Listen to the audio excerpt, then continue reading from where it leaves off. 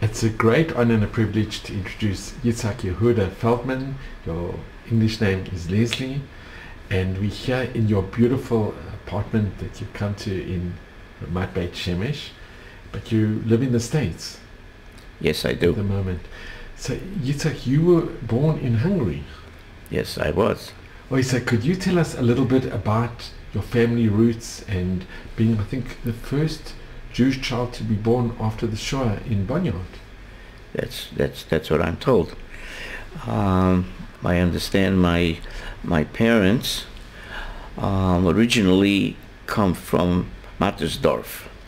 My grandfather, from my paternal grandfather, he came from Mattersdorf, and he came to Bonyhad to study in yeshiva, to learn with my grandfather, who became my grandfather, because his name was Marcus.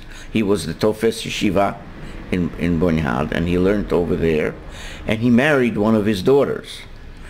Okay, and probably around 1905 or so. My father was born in 1907. He lived in 1908, and he lived in Bonyhad. He was the second child in the family. My grandmother is Marcus, as I mentioned, and my father lived in Bonyhad. When he was of yeshiva age, he was sent back to Mattersdorf to Rabbi Shmuel Ehrenfeld, who was the Rosh Yeshiva in Mattersdorf, and he learned over there for several years. My father became engaged to Anna Sauber from Mishkoltz, Heyer Chaba, in the early 1940s. However, her father would not permit the marriage to go on because of the Nazi government and all the threats that were made to Jews. Felt it was unsafe, and all kinds of legal impediments for Jews to become married, so they never got married at that time. And eventually, as the war came to Bonyhad and the rest of Hungary, my father went to what they call Munkasolgalat, which is a labor camp that was managed by the Hungarian army, Hungarian forces. So actually, he was not deported as such. He was already with the work battalion. Eventually, okay, yes. And my mother, is Anna Sauber, born in 1915, was eventually deported to Auschwitz with her, together with, at the same time, reasonably at the same time as her father, who never came back. My mother was in Auschwitz sometime in July, August of '44, and was, when the Russians got near, the Germans marched them back towards Germany. My mother ended up in several camps, but at first she was in a place called Duderstadt, where she was a Nachtschifter. She was working on making bullets for anti-aircraft guns for the Germans, forced labor, and she worked at night. The Allies actually bombed the area, and my mother received a shrapnel wound in her eye. It did not blind her, thank God, but it was always swollen and teary as a condition. And so the war, but from there my mother went to Theresienstadt, Bergen-Belsen, several other camps, but she survived. My father ended up in Felderfink, which is another camp, and then at the end he was in Dachau, where he became very ill from typhus, which he said he was near death, but he somehow recovered.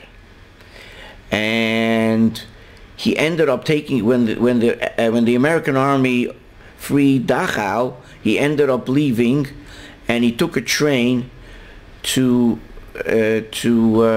Czechoslovakia, to Prague, where the government over there He didn't know what to do. They deported him to Hungary.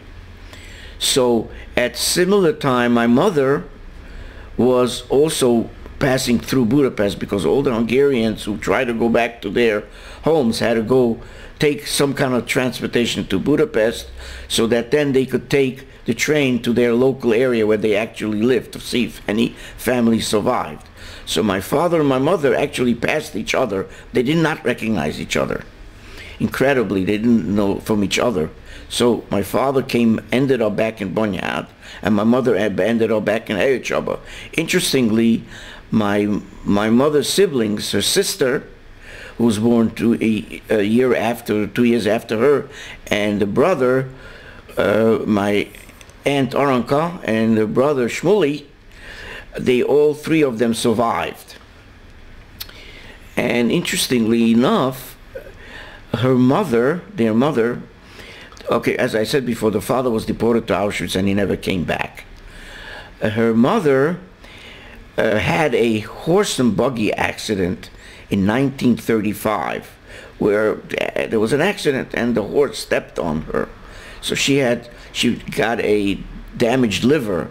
My mother she was at that time 20 years old, and she took care of her mother, going with her to Budapest, to doctors, going to cemeteries and praying by tzaddikim to see if they could help for her to recover.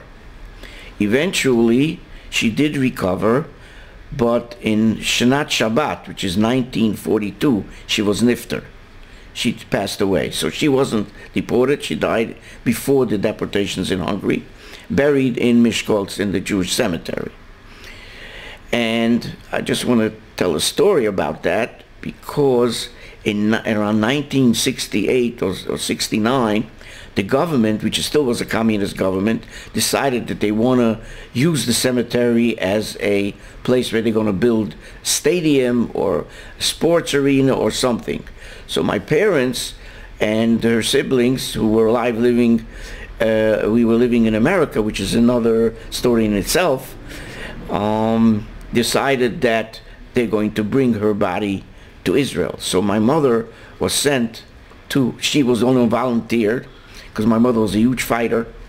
She volunteered, she went to Hungary, brought her back to Israel, and she was one of the first people buried in Eretz Chaim here in Ramat Beit Shemesh. And I think they're in the first or second row when you walk into the right. And our whole family has plots over there. My parents are there now, my aunt and uncle, my grandmother, my uncle, and etc. So that's that interesting little story from how my grandmother ended up in a kever Yisrael in Israel. So can I just ask you, your mother went back while it was still communist? Yes, absolutely. So there was not a simple thing to arrange during the communist rule? Well, interestingly enough, my parents at some point started going back to Hungary, because both of them had parents buried in Hungary for what they call kever for the Kvarim, for the outside. So usually in the summer they would go, but they were able to travel there with only to register by the police, stuff like that. But they were able to stay there for, let's say, a week or 10 days, and visited some relatives who still lived there, and came back. It was difficult, but they managed to do that. So you have some amazing pictures of your family, if you could share with us. Okay. The pictures here that you see are my grandparents from both sides. This is my father's family in Bonyhad. I believe the picture was taken around 1915 or 1918. This is my uncle Eliezer. This is my aunt Sidonia. This is Milka, perished in the Holocaust. This is my father, and this is the young brother Yaakov, Also, he passed away. He died in. He was originally deported to Auschwitz, and then he was sent to. I'm trying to think of it. And he passed away there. He was 32 years old only, 30 years old only, and the Germans wrote that he died from a weak heart.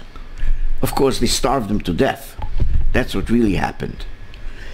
So of my father's family, 3 survived.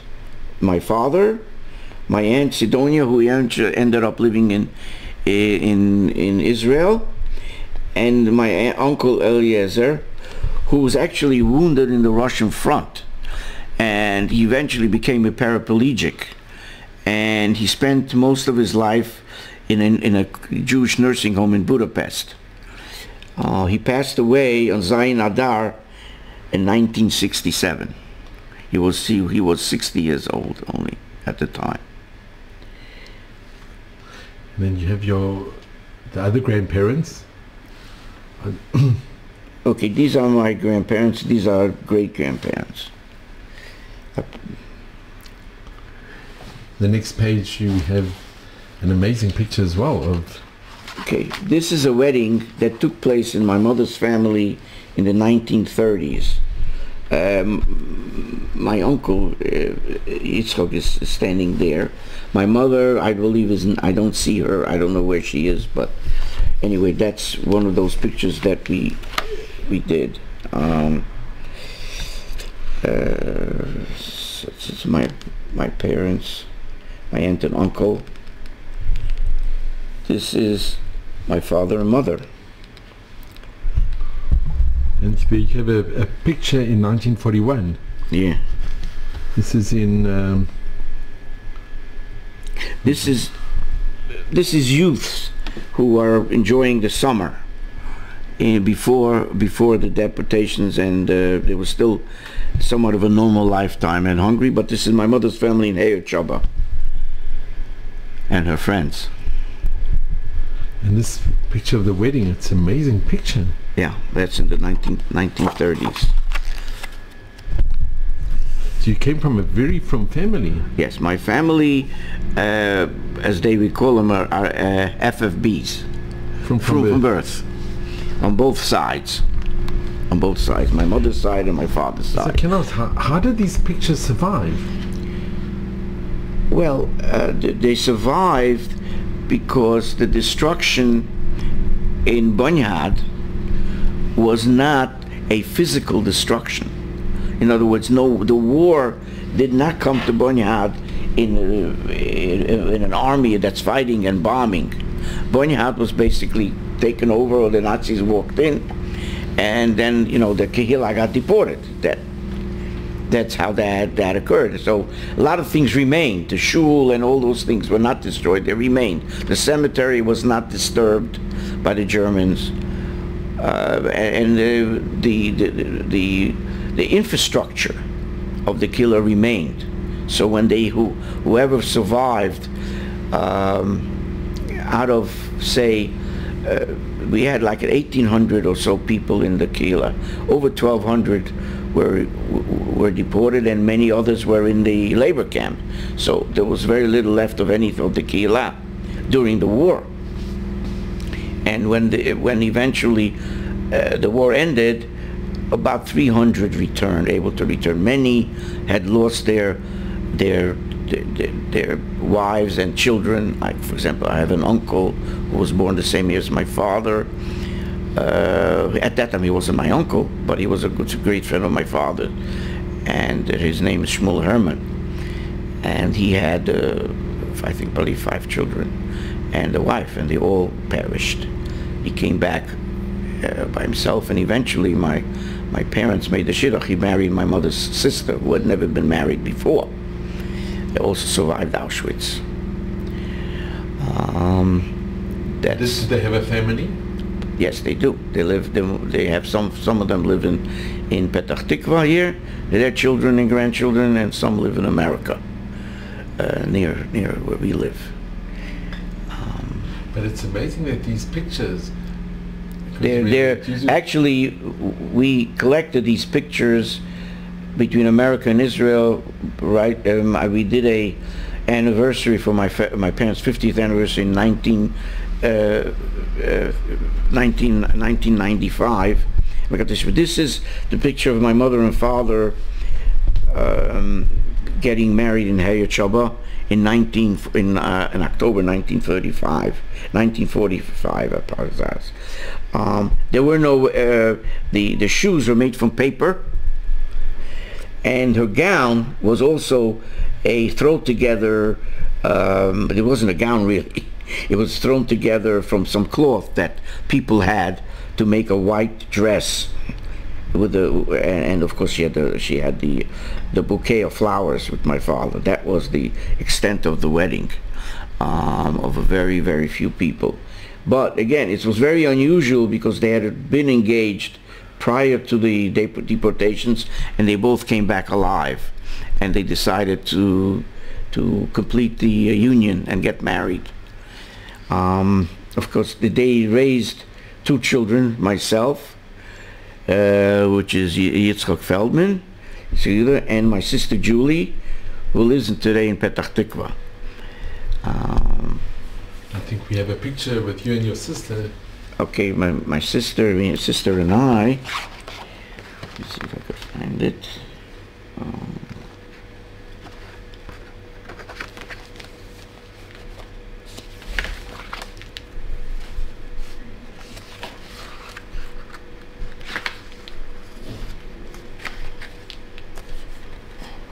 Okay, this is the official marriage picture that they took.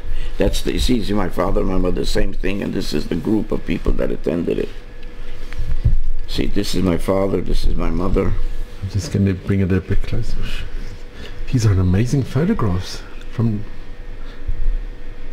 and this was in 1945, straight after. This is in October 45 when they got married. Was this one of the first Jewish marriages after the war? Well, it could very well be, because I happened to be one of the first child born. There were no in Bonyhad. In Bonyhad there were no children. No child survived. This is my sister and I here, probably around in 1970-ish or so. And there above is when you was. I was right before my marriage, I believe. And here the picture above is. Picture above is my sister and I as children in Bonyhad. So I'd like to ask, what is your first memories that you have growing up? Do you have recollections? Yes, I have a lot of recollections from Bonyhad. I remember as a small child going to shul, very small. I started cheder in Bonyhad because eventually some children were born, and I started cheder around 3. I was the years of there was no kindergarten, there was no pre-K, all these things that we have today. There were no toys. It's after the war, and we could go to some places. You could still see remnants. For example, the house that we lived in, called Saba Chagutza 16, still had the yellow star on the gate, because originally the Germans made a kind of a ghetto before the deportations that occurred in 44. But in any case, I remember the house. I remember living there. I have a picture that I'd have to take out from my wallet. Maybe I could show it to you. It's my mother holding me as maybe 6 months old or 9 months old. And I remember walking to shul at 5 a.m. for slichot before Rosh Hashanah. And I remember being in the big shul. I remember being in the small shul. I remember I remember getting up like at 6 o'clock in the morning. I don't know why, but as a kid. And I would go to the shul, and the men were learning. And they had this teapot there, and I wanted to have that tea. It was like, I said, my mother would tell me, don't drink that. That makes, I don't know, makes you maybe have to use the facilities if you drink that stuff. But that's what they did, and I was just there. And I remember davening on Shabbos. I remember Shalashudas. And as a little kid, they would send me out to tell me, please come and tell us if you could see 3 stars, so we could daven Ma'ariv. In any case, as a child, we had a cheder. The government allowed it. I don't know why or how, but at that point, the communists had taken over, but they did not seem to squelch everything Jewish, or at least things that were happening in the smaller towns like Bonyhad. And we were able to have a regular cheder. We had a Rebbe, Rabbi Liebe Kaf, Zecher Tzadik Livrocha. It was my Rebbe. And we were learning there. We started at 3, Aleph Beis and everything else. I learned Yiddish over there. I did not a word of English when we got out, but Yiddish I knew. And what did you speak at home? We speak at home only Hungarian. My mother didn't speak a word of Yiddish, not a word. So in any case, I was born in Bonyhad. The Kehila reconstituted itself to as much as possible. Do you remember who the Rav was? There's David Moshkovitz was his name. He was like a temporary, he was a Rav, but then he became a Rav in 2 different Kehilot, and he would come back and forth. I remember the Shoichet, Rabbi Breyer. I remember taking the chicken to the place where the shacht was, a little booth next to the river. I would take the chicken over there. I would always see on the side his chalaf, the knife. He would go with his nail and check it, and then he would check the chicken, and would do it, and then would take it home. And then my mother would do the rest. She would do the kashering in the kitchen with the water, the pot, and the salt, and so on. So I do remember a lot. So we had a regular cheder. I had friends. We were playing in recess. We played football and so on, like every average kids. Eventually we had to go to school, public school. We had to go. There was the law was the law. So we would leave the cheder and go to school, or I think maybe the opposite. In the morning we had to go to school. In the afternoon we came back to cheder. I remember on Shabbos we were in shul. They were davening Musaf, and then we had to leave and go to school. But we didn't have to write. We just had to attend and the lessons that were being given. In the school that you went to, did you have non-Jewish friends? Yeah. Well, we had them, but my parents had non-Jewish friends who were very friendly, who lived around where we lived. But I did not have non-Jewish friends as such that I played with or anything like that. I did not. I had Jewish friends from the Kehila that I would play with, especially during recess in cheder. And at school, how did the Jewish and the non-Jewish kids interact? We interacted in minor ways. We, the Jewish kids, were, I believe, this is the truth, we were a lot smarter than most of the average children in school, because by the time we ended up in school, which is, let's say, at the age of 6-ish, we had already learned to read and write in Hebrew. We had already learned Chumash. We have already learned Mishnayos. So our brains were sharper than theirs, because you just never had that. So we always stood out. My friend and I, we were the 2 best students in class. I mean, the teacher, I remember her, she would call out for lightning math. And we always outdid the other kids. I don't know if we were really smarter, but our brains were sharpened from the Jewish learning, from the Torah and the Mishnah, and our brains were more alerted, or more just more exercised to get there. We didn't, very little contact with other kids. Sometimes I felt some kind of anti-Semitism kind of a look or whatever, but we didn't, beyond school, we didn't really associate with them. And the teachers, how were the teachers? Well, the teachers were okay. I remember before Pesach taking matzah to the teacher.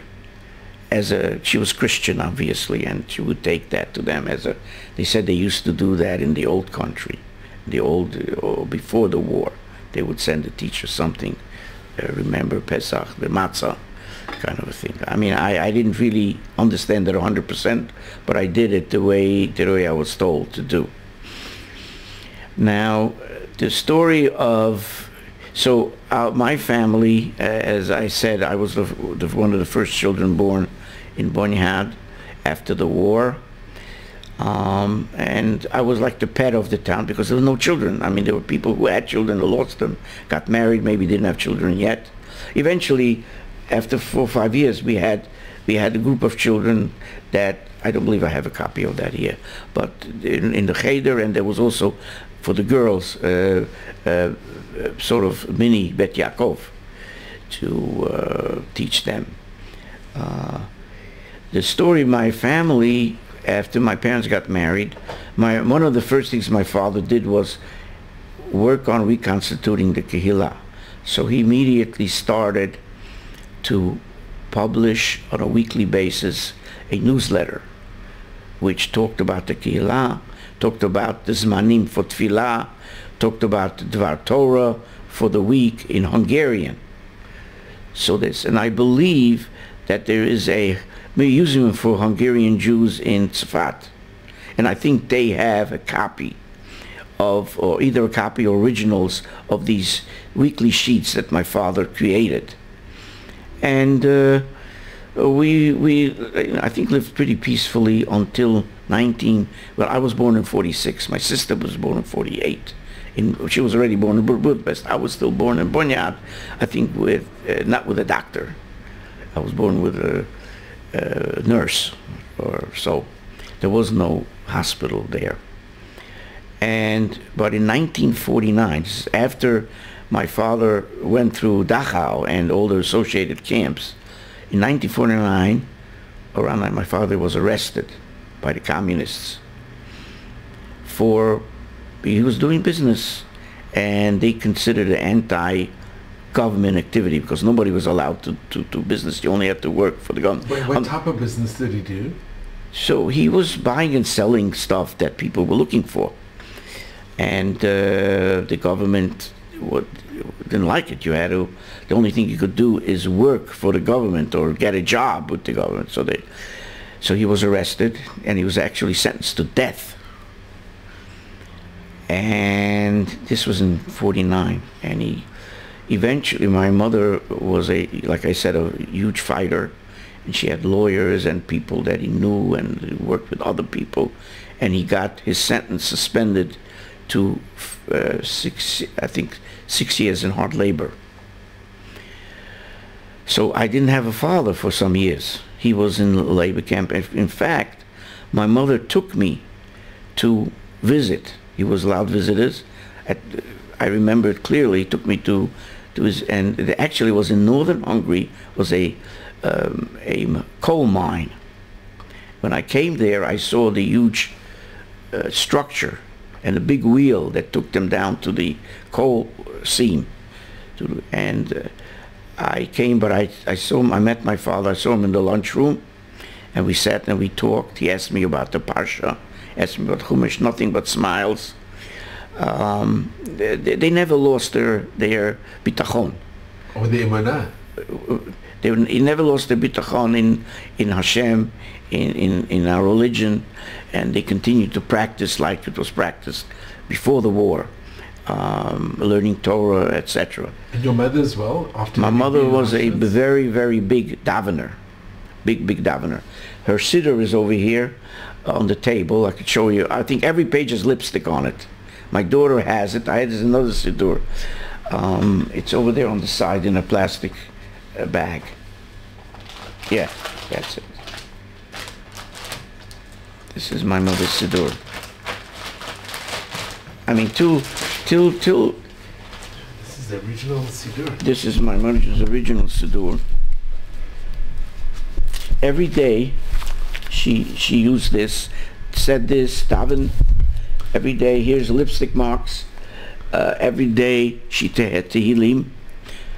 But it was a matter of, she was not some kind of very, very strict, introverted type of Jewishness. We had friends that were non-religious. We had friends that were even non-Jewish, because they were very loved type of people. They were very kind to others. They were very friendly with others. So even though their religious practice was very, very on a high level, but they were very, very liberal in the so-called social connection with other people. And they had friends in Hungary, they had friends in other places. Whenever they went to Hungary for a visit, if they did, they would always meet with friends that were from before the war. So anyway. So on the cover, it's in Hungarian? This is not there. Yes, I believe so.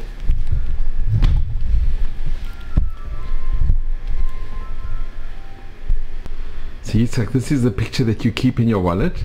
Yes, I do. And it's got the stamp from Bonyhad? Yes, it was taken when I was probably around six or 8 or 9 months old. I don't really know. And the picture, if we can see the picture? Okay, now the picture, let me see if I have this right here.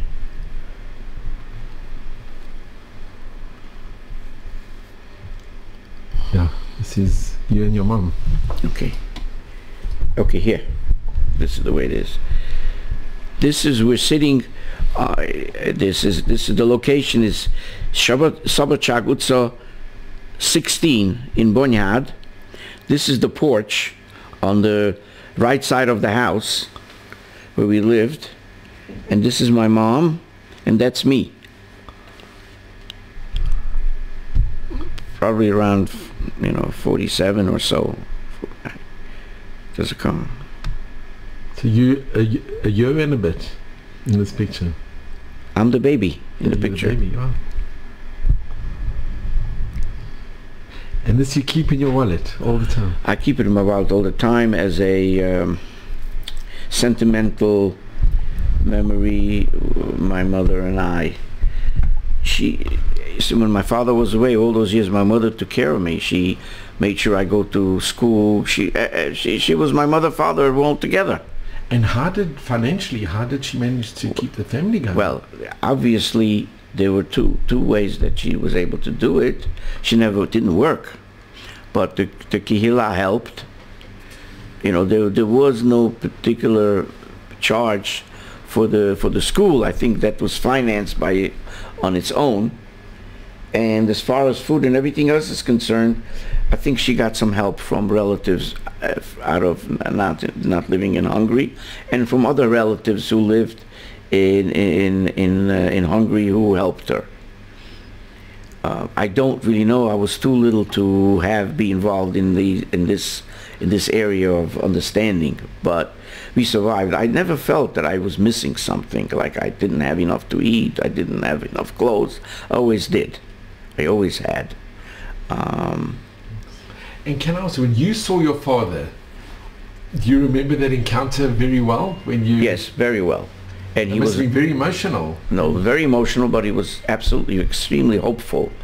He didn't show any negative feeling or body language that you would feel. You'd feel like you were visiting him someplace, and he had very strong self-confidence or realization, and knowing, of course, that a child that's coming to visit him in an unusual occasion, you cannot show weakness. You have to show positiveness and strength. And that's what I got out of it. I felt, and so that was, I don't know what year, maybe 1952, 50. I don't really know exactly. But eventually, when Stalin died, which is in 53, things became less, the oppression that you had from the communists and overall was somewhat less. And in 1955, I believe, he was released. Finally, the government let him out. And I remember him coming home. Actually, I went with my mother to Budapest to meet him. And you wouldn't know that he was in prison, and he was working. He was a coal miner for 5 years. He came home, and I remember he looked good, thank God. And he came back to Bonyhad in 1955. The whole Kehillah came out. There was song and dance. There was cakes and all this kind of things. And he tried to resume his life in Bonyhad as much as possible. Of course, there were a lot of restrictions from the government because he was, I guess you call it, on parole. Okay, but he was a totally kind, non-violent person. He never hurt a fly. So I was very proud of him.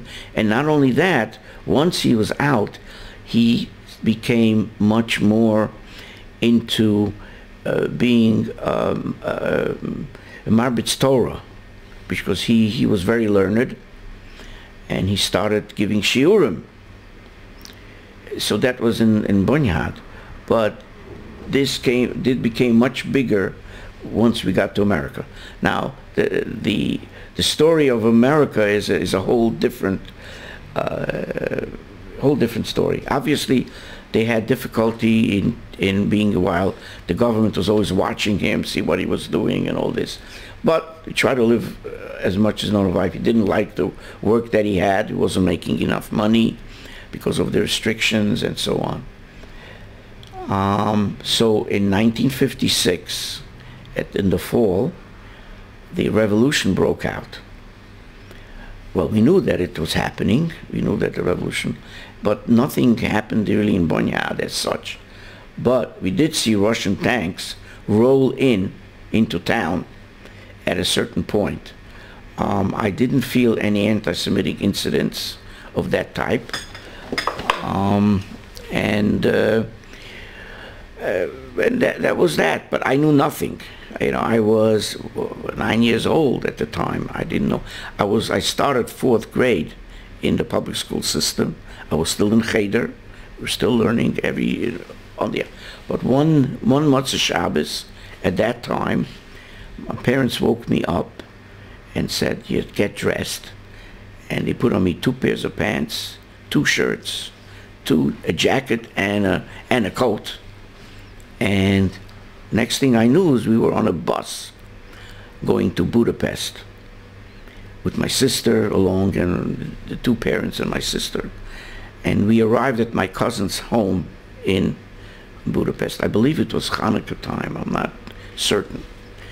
And my father was working and trying to get a group together, because we knew that it was chaos.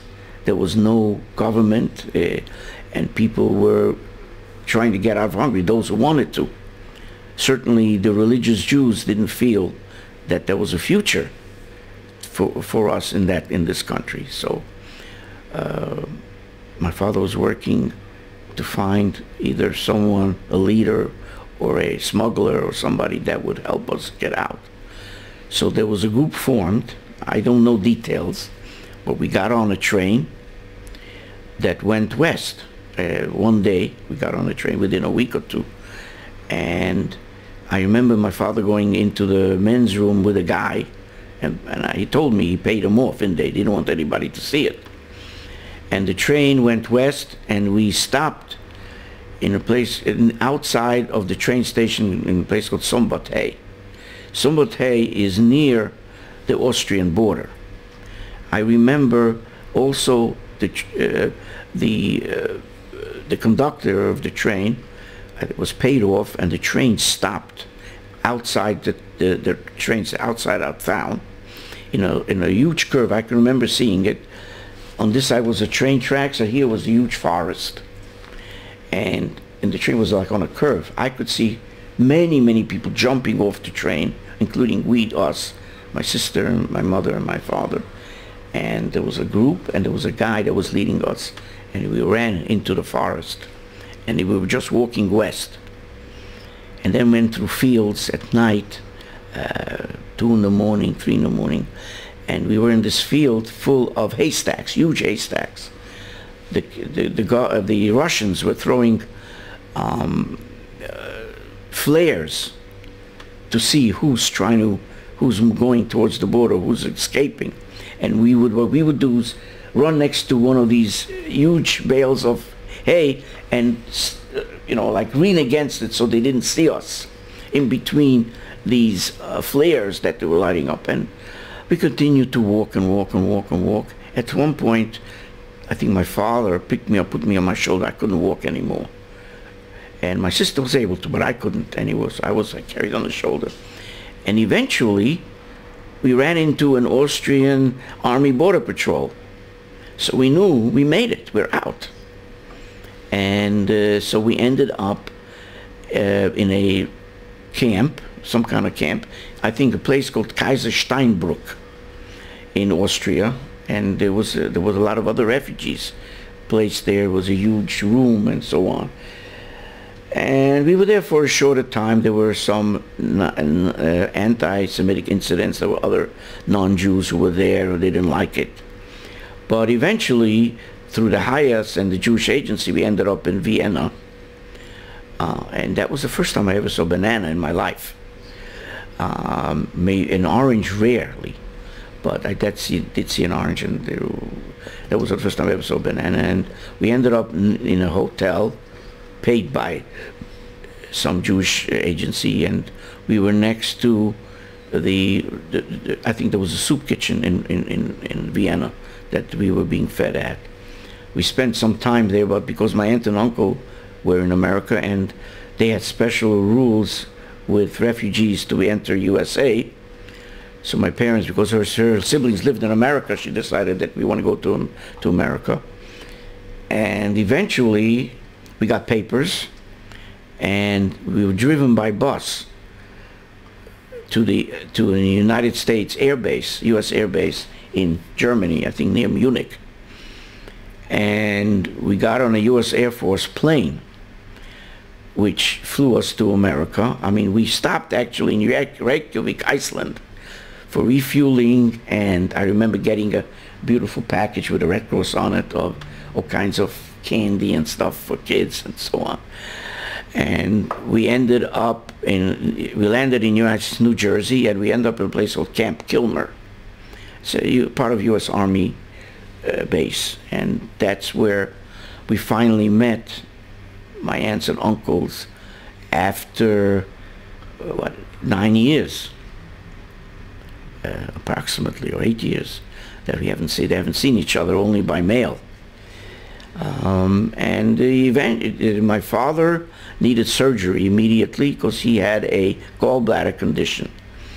And in Hungary, they would try to treat it, but they were not successful.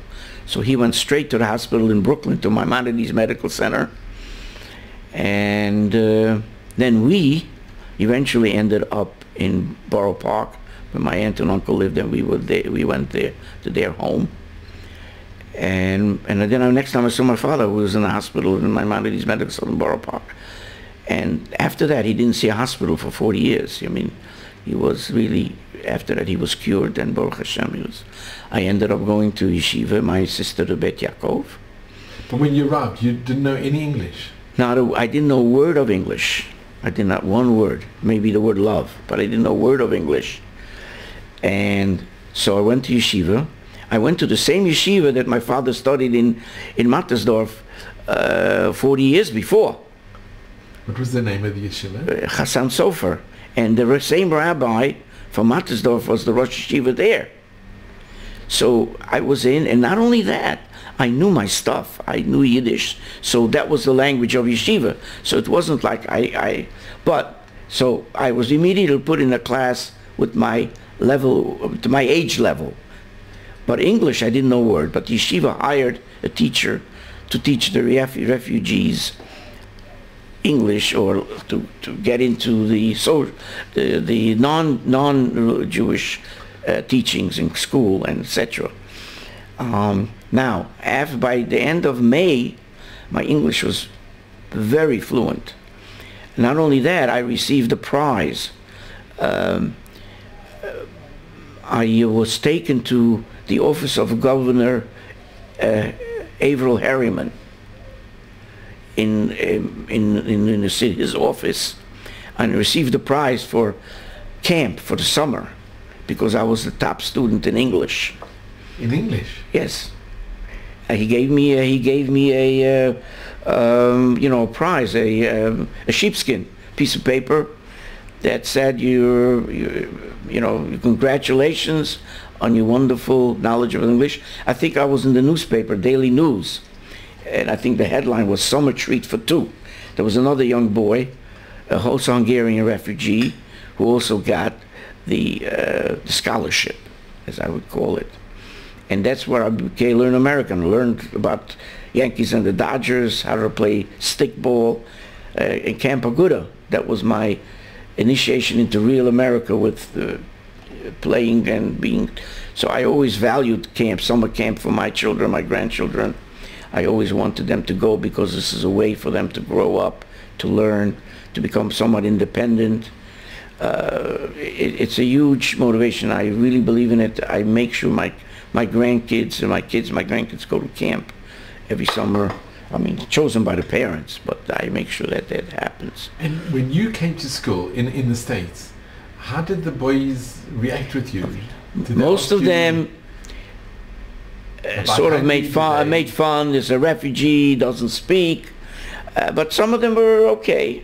But I spoke Yiddish, so that got me out of all the problems before I spoke English. But it was a very relatively short time before I picked up the language. And did you make friends quickly? I made friends. I had quite a few friends actually, especially when I was in camp. We made a lot of good friends. And of course there were other people who moved to the same neighborhood who were from Bonyhad originally, also refugees who escaped. So my parents were very close to them. We were very close to their family. Even today, I am still very close with them. We talk, we see each other, we go to each other's simchas. And your family in Borough Park, they were very welcoming when you came? I believe they were welcomed. They were welcomed. But in America, you have to make your own way. So they had to find jobs. So actually my father found a job in, I don't know if you ever heard of it, called the Barton's Chocolate Factory in Brooklyn. And my mother went to work on Broadway in the garment center. And they try to make the best of everything. We got our own apartment eventually, and we were try to be a part of the community, the shuls, and everything else. My father started shiurim every Shabbos in the morning, and then eventually they moved around the corner from the shul, and my father gave Mishnah Yomis, Daf Yomi daily, and he was still giving shiurim at the age of 92. At that time. So he spent his life in that. He worked. Sometimes he worked overtime. Motzei Shabbat he went to work. But interestingly, he was working together with many refugees in the same place, and they would throw the Torahs against each other every week as they walk by each other doing the job that they have to do. So it was a very Heimish, hard-working life, but my sister and I never felt that we missed anything. And your sister, she managed to make friends when she was in... First of all, she had her friends from the youth. Some of the children that we were friends with in Bonyhad, back then, they were like the closest that you could be, because they were from Yemei Neurim, you knew each other from basically from birth. And those families were very, very close with each other. So you have some beautiful pictures of a new beginning in America. Yes, this is in America.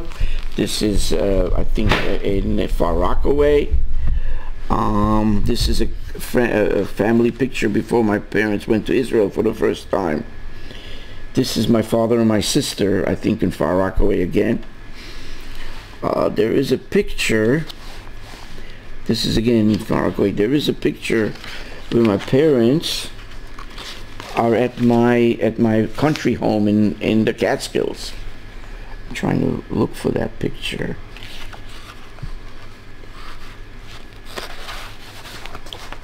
I know it's here because I looked at it the other day. This picture here is my mother and father sitting in my bungalow in the Catskills in South Fallsburg, which my wife and I, Brianna, still go to during the summer. Although we're here in Israel right now because of a wedding of my granddaughter and a bar mitzvah of a grandson. And how many years were your parents married? They were married 58 years. But my father passed away in 2003 and they got married in 45. So they were married for 58 years. Incredible marriage. Obviously, the Shoah had a lot of influence on their lifestyle, but as children, we never felt any negativeness. My mother refused to talk about the Shoah. My father, we weren't used to asking these questions. We felt that we shouldn't maybe ask them. We didn't ask them because we felt it was too difficult to talk about. Whatever we learned indirectly over time. Did you ever hear your parents speaking to each other about the Shoah? Or? No. They would not talk to each other about it, not in front of us. Not in front of us ever. Other than the history that my father lost his mother, his grandfather, his sister, and my mother lost her father, etc. Beyond that, and her suffering while in Auschwitz. You know, she talked about the situation where they got there, they got their hair shaved, and they couldn't believe what was happening to them. But it ended up that she was sent to the side where they were put into the labor area instead of straight to death. Did your mother have a number on her arm? My mother and my father, neither one of them had an arm.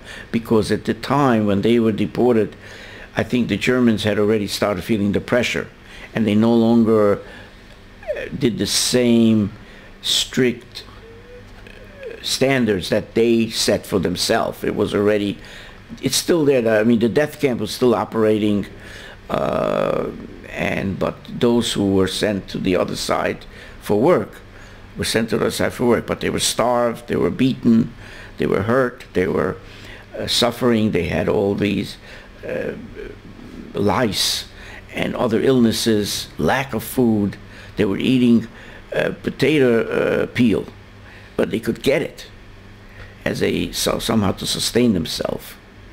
The weather there was extremely cold in the winter time, but I think my mother left the camp a couple of weeks before the Russians arrived in January of 45, and she ended up in Germany, as I explained earlier. Did you ever approach your mother and ask her? Did you ever ask your mother about what happened in Auschwitz when you got No, I didn't ask because I knew that she wasn't talking. She wouldn't have refused to talk about it. I know at one point my father was thinking of visiting Poland and visiting Auschwitz, but my mother refused to let him go there. She said, "No way, you're not going. You're staying away from there." They kept it very much inside as far as that experience, other than the overall general knowledge that I have. And I did not feel comfortable in asking directly about it. And I was young, and I feel sorry today that I didn't press the issue, but it was something that you didn't touch, you didn't really get to. That's essentially that story. Have you ever been to Poland? Or no, I have not been to Poland. I did not desire really to go. I've been to Hungary twice before the war came down, which is in '88, and I've been to Hungary in '98, 10 years later after the war came down, and basically just to visit Bonyhad, go to the my grandfather is buried there.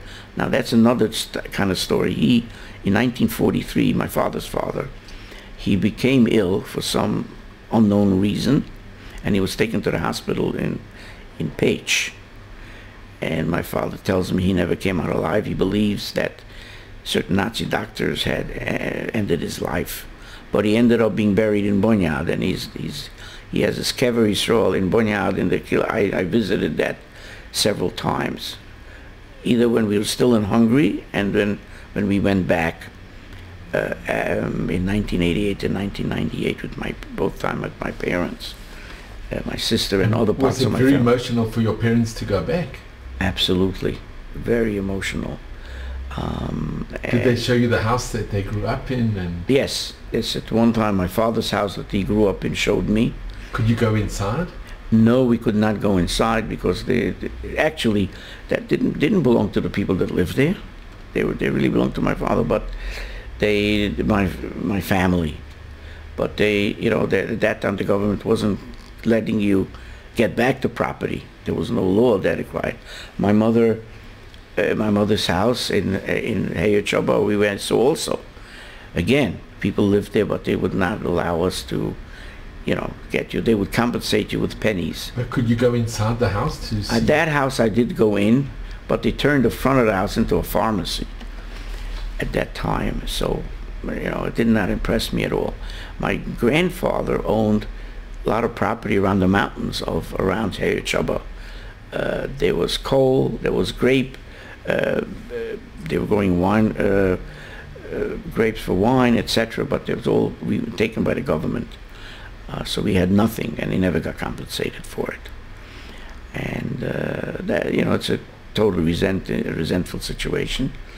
But they just said, okay, we'll walk away from it. What it causes more aggravation than any hope.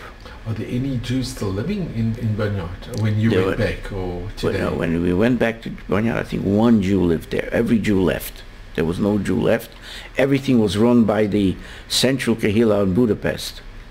When we went back to Bonyhad, there were the two shuls that were still standing. One of them became a shoe warehouse. The other one a furniture warehouse. I believe there's a picture from the outside in here. Let me see if I could find that. Actually, that shul, where they did not daven in anymore after the war because there wasn't enough people. So it became just, we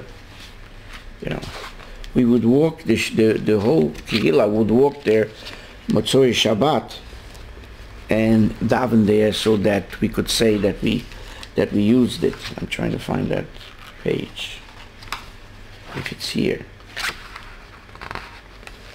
So I apologize, I'm looking. But it's wonderful how you have reunions every year, Bonyhad reunions. Yes, just a moment, let me see if I could find it. Okay, here we go. This is a street scene from Bonyhad at the time. This is the Neolok Shul, or at least part of it, in an unprofessional picture. It's still standing today, and it's basically locked up, and you need to find a person that is in charge of the key in order to get it open and go inside.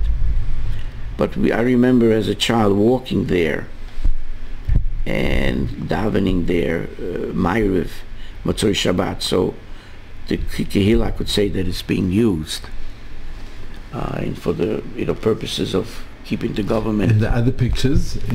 Well, this is a memorial of Bonyhad. I believe my mother is standing next to. This is a street scene from Bonyhad.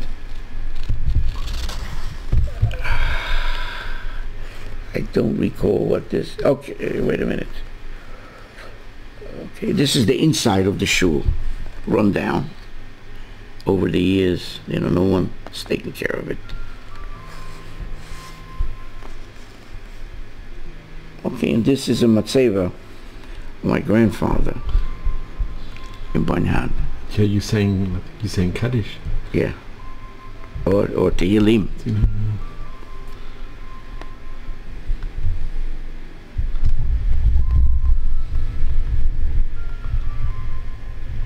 And your family in America, did they use German goods, or was that also taboo? No, we did not. You know, we did not buy anything German. Not buy. My parents would not buy anything German. There were clothing is imported from Germany, or other appliances and things that were obviously of quality, but they would not use it. They refused to use anything that's related German. We came to Israel at one point to visit, and we couldn't understand how people are driving around in Mercedes. Couldn't get it. But I understand there was a government arrangement with them. Reparations. Right. Yes. Compensation or something or other. And anyway, so we grew up in America basically. I went to yeshiva, and eventually myself, I ended up going to the Telzer Yeshiva in Cleveland, where I studied for 4.5 to 5 years, most of all the high school. You remember the Rabbanim at Telz? I remember all the Rabbanim, Rabbi Gifter, Rabbi Sorotskin, Rabbi Stein, Rabbi Osband. Rabbi Bloch? Rabbi Bloch, no, he was before my time. He passed away, I think, a year or two before I came. And that had a huge influence on my life. And after that, I came back to U.S. I went to study by Rabbi Feinstein in his yeshiva, and I attended Brooklyn College for I became an accountant, a CPA.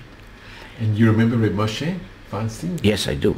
He gave me the Kedushin. He was my Masadi Kedushin.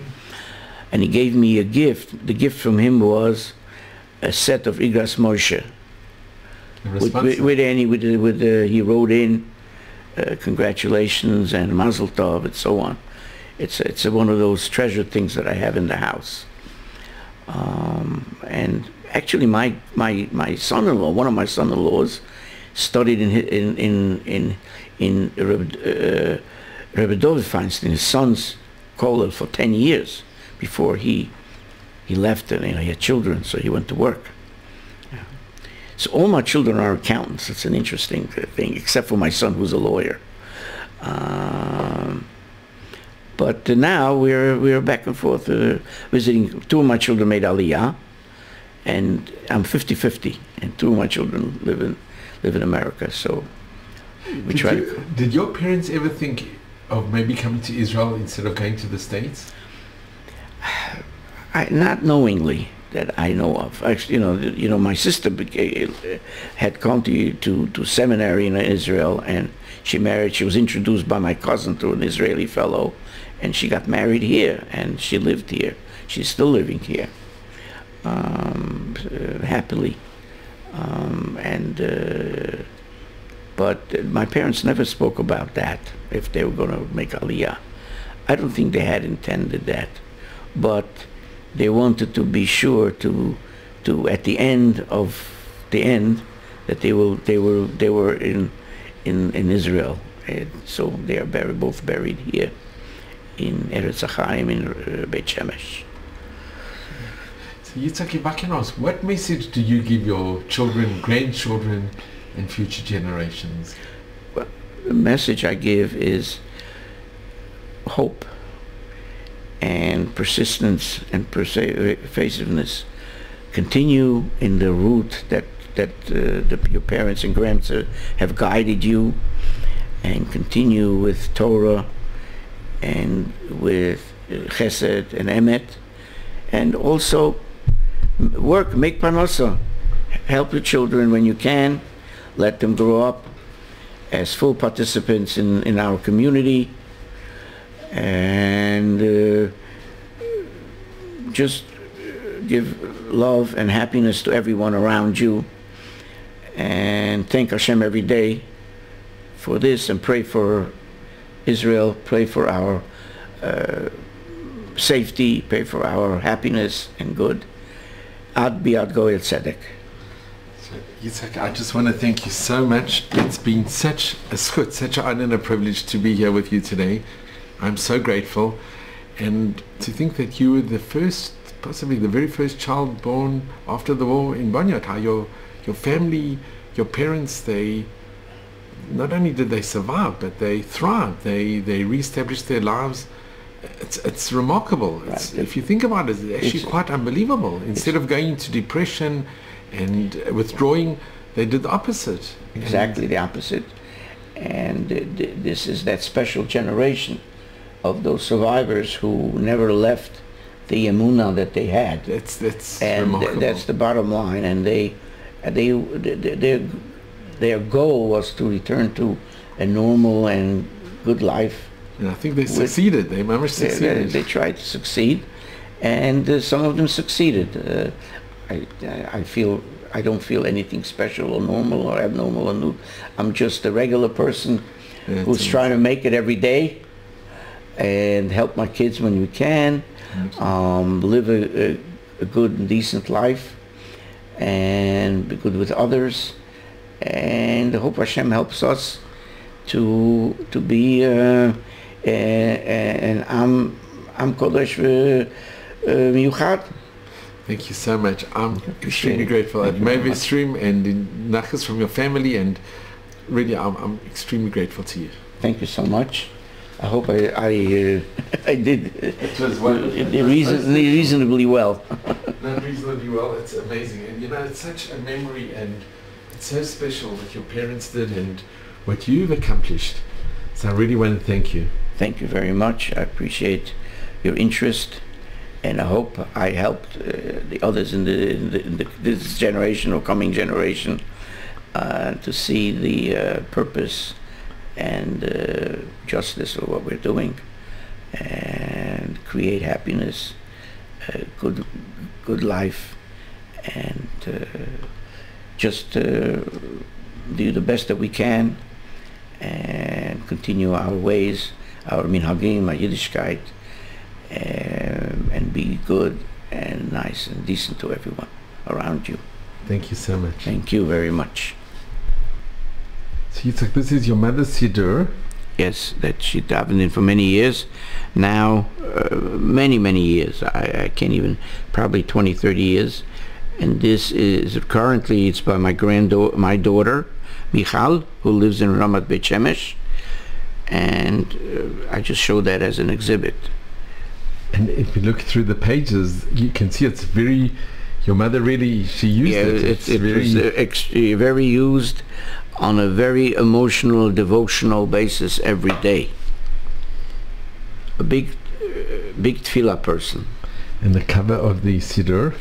Well, you did take a picture, but it's a little bit dark. I think you took a video And part if of you it. can just open, because it's so amazing to see, these are the pages that your mother davened from. Yes. And they've really been, It's worn. it's one, so many tefillahs came from the siddur. Yeah. It's very meaningful. You had remarkable parents. Baruch Hashem. Thank you. They were great people. They were a great example for us as a way of life. And it's amazing that this picture that you have,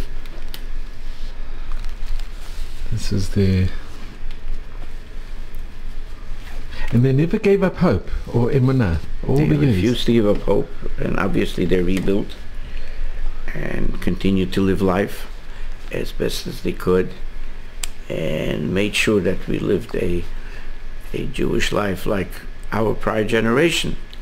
So one of the main reasons that we left Hungary was that they didn't see a future in the Jewish life under the communists, because they were against religion and the restrictions and red tape or anything that related to that, or any future in getting a good education for a business purpose would be limited by not being a Communist Party member or being Jewish, one or the other, or both, a combination of both.